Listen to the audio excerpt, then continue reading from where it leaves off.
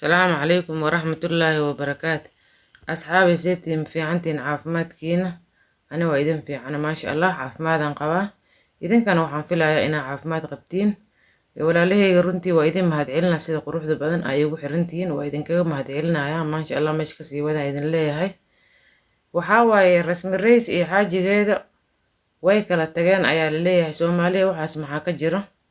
yes way kala tageen laakiin dagaal iyo khilaaf badan soo socday waaye hal marday soo kaceen ay ku kala tageen ma ahan dagaalkooda uu soo socday saan xogta ku haayo muddo 3 bilood ku dhawaad 2 bar ilaa 3 bilood ayuu dagaalkooda soo socday dad hadda intay soo kaceen iska kala tagay ma ahan khilaaf badan soo socday inta Nairobi joogeen mar badan ay isdagaaleen mar badan ayaa farxaan banaanka loo bixiyay oo hata xaafad kale uu joogay ilaa muddo qaraabo ay yihiin saaxiibo marka hadana waa la isku soo celiyay cabaar kadib hadana mar kale isku dhaceen adii muddo markay bil amal u dhaxayso isku dhaceen hadana waa la isku soo celiyay marka saas ay tahay laakiin uma soo bandhigeen oo social media uma soo bandhigeen dadka ku xiran uma soo bandhigeen maxaa yeelay dad badan ay role model u yihiin marka waxyaalahooda ayaga qaas ku khilaafka ayaga qaas ku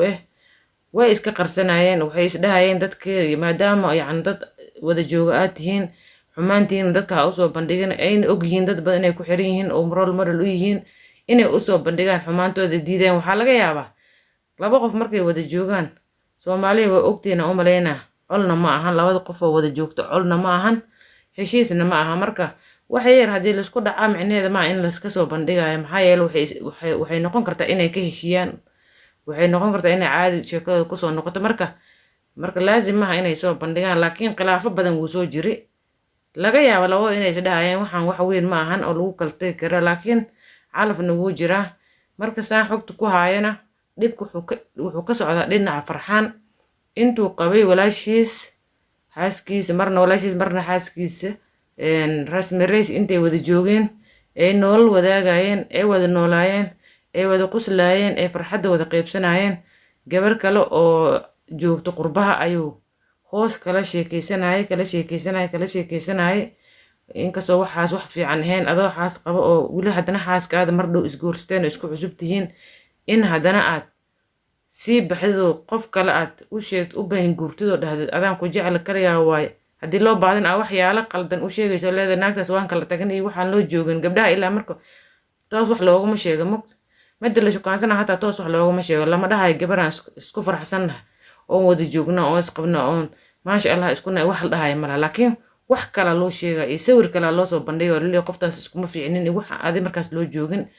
marka qalad waay Soomaha in oo asagoo gabar walaashiis isku faraxsan yihiin la nool inuu hadana hungurweynin uu qaada uu gabar joogto qurbaha uu hadana shukaansada Soomaaliya waxba ay ku daalinin gabadhaas hoos ka mehersaday ayaa la dhahay farxaan asagoona qaba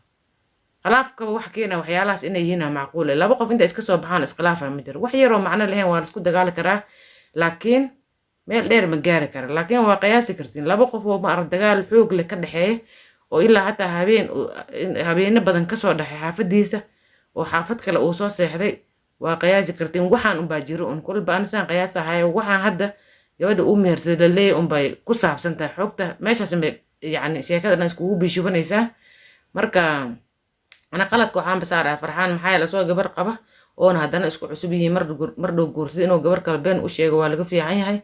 soo Soomaaliya gabadhii ayuu mehersaday markuu mehersaday iyadana waxay ku maqashay markay tagtay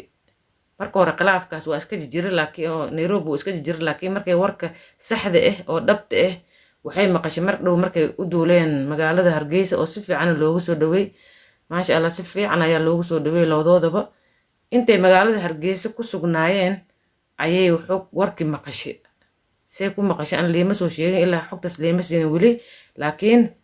saas waay maxaa yeelay markay magaalada Hargeysa tageen ayay maqashay in oo farxaan gabar joogto magaalada wadanka UK joogto inuu guursaday gabar qurbaha ku nool inuu mehersaday marba haduu mehersaday guur muxuu dhamaa waaba guur marka gabadha markuu mehersaday ayay meesha ayadana ka xanaaqday gacan qaada dhacay uu gacan u qaaday saa xogta ku hayata waxaan maqlay taas runay been ma aqaan laakiin waxaan maqlay inuu uur iyadoo le uu ka soo daatay dilka iyo gacanta u qaaday darteed marka taasna waa arrin kaloo aad u foolxun. marka gabadha hadda way soo noqotay, waxay ku soo noqotay magaalada Nairobi. inkastoo marka hore magaalada Nairobi la ay degneed ku nooleed, haddana way ka tagtay oo waa tii iyadii ninkeeda israaceen oo xagga tageen. xagga markay tageen farxaddii oo soo dhaweynta kadib waa tii haddana laisku dhaco, dagaal dhacay oo gacan laisku qaado, ilmaha kasoo daateen, xanaaqay kusoo galbatay. hadda magaalada Nairobi ay ku sugan tahay.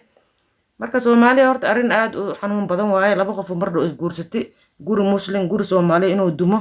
walaa wax aad looga naxa waaye. marka wax laga naxa waaye. gabadhaas hadda wiilkaas way kala tageen. ma aqaan isha bilaadankan way iska noqon kartaa. public haddii la joogo dadka maasha Allah inta badan ma dhahaan. laba qof oo isku faraxsan haddii la arko maasha Allah lama dhahaayo. marka isha bilaadankan way iska noqon kartaa. marka ilaahay subxaana qaadirka usoo baray Soomaaliya, usoo duceeya inuu ilaahay isku soo celiyo, usoo duceeya oo qoftaas kaloo meesha soo galaysana oo qof kale iyadana ilaahay u sahlo. oo markaan ma fiicna yaaqay laba qof oo isku faraxsan in laisku diro. marka halahaasaa maanta usoo galay. walaalihii waa idin jecla dhammaantiin. barnaamij ii sheegaree kheyran idin dhaafay. waan idin jecla sida quruxda badan ay igula socotiin. maasha Allah waa idin mahadcelina walaalahayga. saboodka ay sabood garaynaysiin meesha kasii wadaan idin leeyahay. asalaamu calaykum waraxmatullaahi wabarakaatu.